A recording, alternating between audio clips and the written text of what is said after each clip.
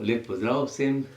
Danes smo tukaj, da bomo zopet slišali eno zgodbo iz Svetega pisma in se o njej pogovorili, pa bomo začeli to naše kratko srečanje z znamenjem križa. V imenu Očeta in Sina in Svetega Duha. Amen. Da bi slišali Božjo besedo, pripravimo svoje srca, svoje ušesa, svoje duše in zmolimo najprej kesanje. Moj Bog, žal mi je, da sem grešil, žal mi tebe, ki si moj najboljši oče, trdno sklenem, da se bom poboljšal, pomagaj mi s svojo milostjo. Amen.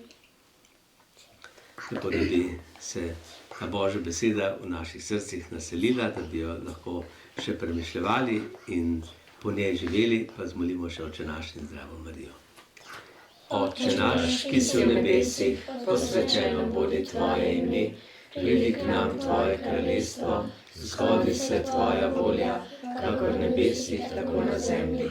Daj nam danes naš vsakdanji kruh in odpusti nam naše dolge, kakor tudi mi odpuščamo svojim dolžnikom, in ne vpelji nas v skušnjavo, temveč reši nas hudega.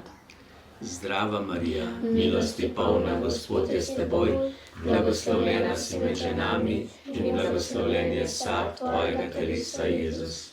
Sveta Marija, Mati Božja, prosi za nas grešnike, zdaj in v naši smrtni uri. Amen. Slava Očetu in Sinu in Svetemu Duhu, kakor je bilo v začetku, tako zdaj in vselej in vekomaj. Amen. Tako, naše življenje je kot, da gradimo hišo, stavbo, nekaj velikega.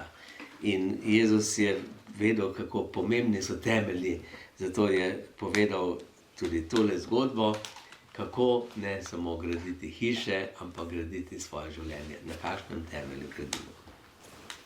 Pravi način gradnje. Jezus je spregovoril: dva človeka sta gradila hišo zase in za družino. Prvi je, preden se je lotil zidave, skrbno izbral gradbeni prostor. Odkril je kraj, kjer je ležala pod plastjo zemlje trdna skala in na njej je zgradil svojo hišo. Tedaj pa je prišla zima. Zapihal je veter in okrog hiše je divjala nevihta, vendar je ostala trdna, ker je bila zidana na skali in ta ji je dajala trdnost. Drugi človek ni mislil na temelje. Izbral je ljubko zavetno dolinico in je skrbel, da je njegova hiša lepo izgledala. Ni vedel, da pravzaprav gradi v presušeni rečni strugi. Poleti je bilo vse v redu, kmalu pa je nastopilo zimsko deževje.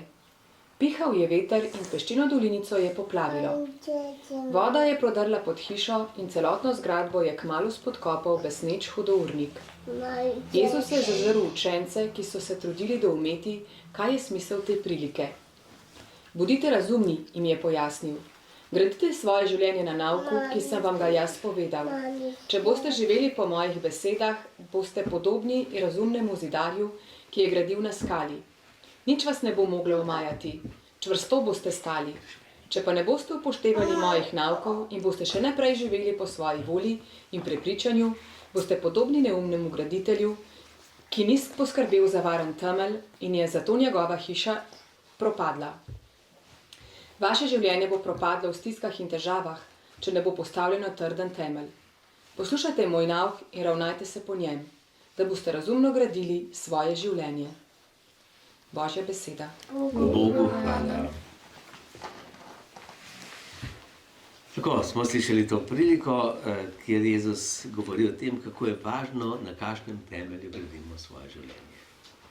Torej, kakšni so ti temelji, na kateri gradimo svoje življenje. Se pravi, eno je to zemeljsko življenje, drugo pa tudi večno življenje. Moramo tudi na to misliti, da nismo ustvarjeni samo za ta svet, da imamo mi telo in dušo in da telo umre in gre v zemljo, duša pa gre k Bogu in živi večno. No in zato Jezus pravi, da je pomembno, kako mi gledamo na svoje življenje. In primerja ta dva človeka, ki sta gradila en na skalo, en pa na navaden, torej na pesek. In kdaj se pokaže, kakšna je hiša, trdnost hiše?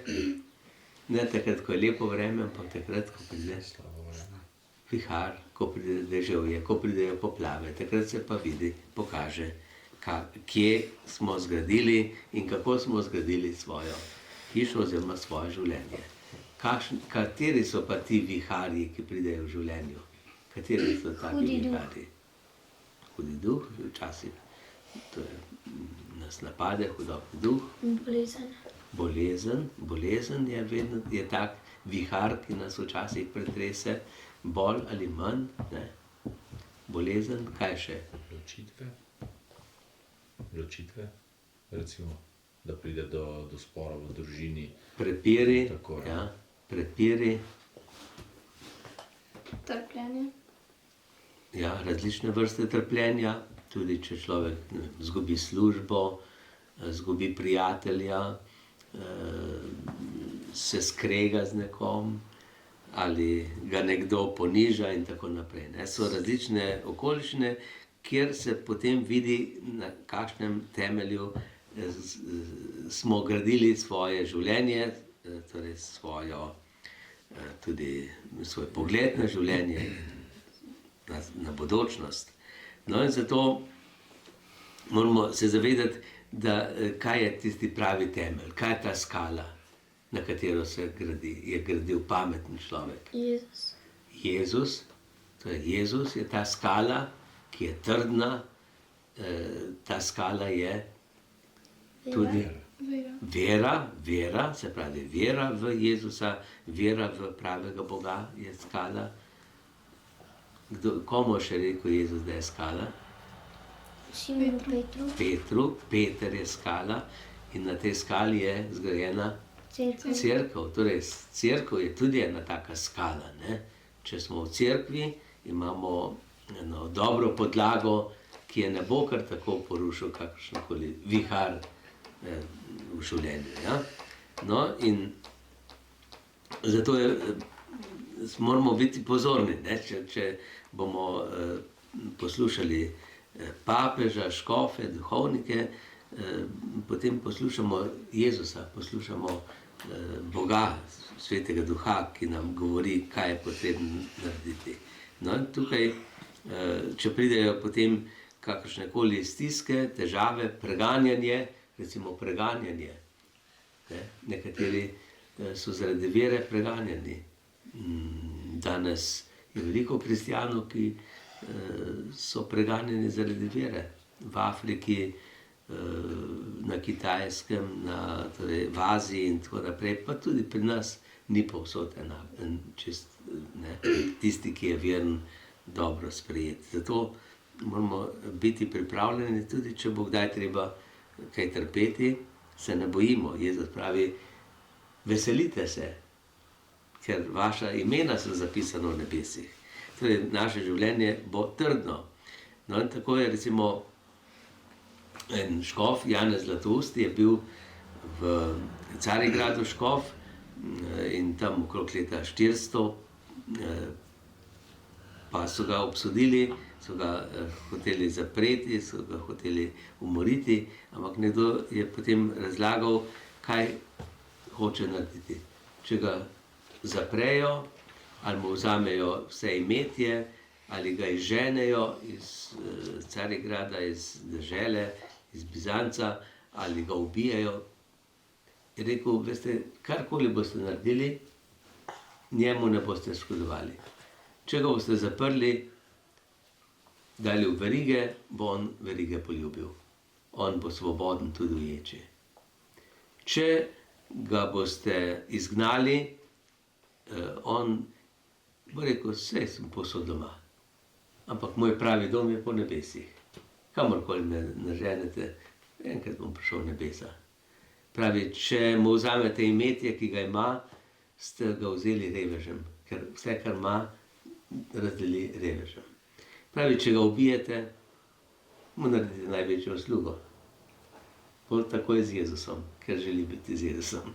Pravi, karkoli boste naredili, njemu ne morete nobene škode narediti. Jezus je rekel, tistim, ki Boga ljubijo, vse pripomore dobro. No tako, Janeza Zlatoustega so potem pregnali, je potem v pregnanstvu umrl, ampak ostali so mnogi govori, ki jih je on imel, zapisal ali povedal, so še danes zelo lepi in nam lahko pomagajo.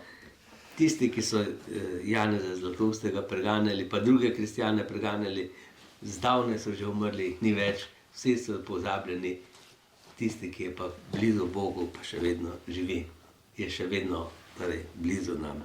No, tako Jezus pravi, če bomo gradili na dobrem temelju, na veri, na se pravi, Božji besedi, če bomo gradili na tem, kar nam Jezus govori, potem nobena stvar ne bo porušila naše hiše, našega doma, naše vere. Tudi smrt ne. Smrt, kaj naredi smrt? Nas samo prestavi v novo življenje. Smrt je samo prehod v novo življenje. Tudi bolezen, trpljenje, karkoli se zgodi, vse nam torej koristi. Zato se danes veselimo, ker nam Bog želi pomagati v vsakdanjih stiskah in bomo zapeli slavi ga vedno, ko se zbuja jutro, zjutraj slavimo Jezusa, opoldne, zvečer, kadarkoli, po noči, ko se zbudimo, vedno slavimo Jezusa.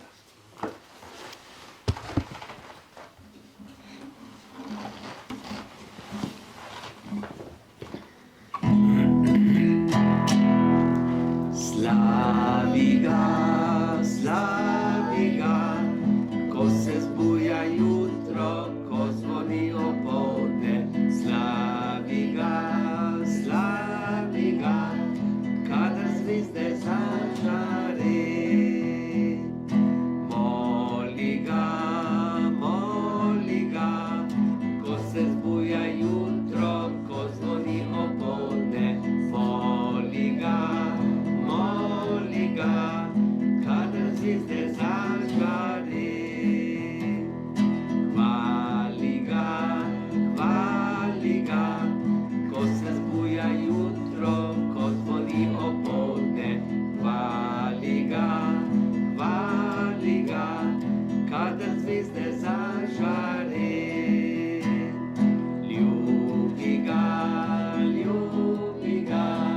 ko se zbuja jutro, ko zvoni opoldne. Ljubi ga, kadar zvezde zažare. Tako, in skupaj z angeli počastimo zdaj Jezusa in ga prosimo. Sveti angel, varuh moj, bodi vedno ti z menoj, stoj mi noč in dan na strani, vsega hudega me brani. Prav prisrčno prosim te, varuj me in vodi me. Amen. Gospod z vami In s tvojim duhom.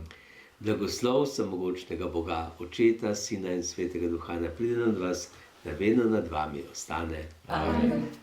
Tako, gradimo vero na dobrih temeljih, ne? Na Jezusu.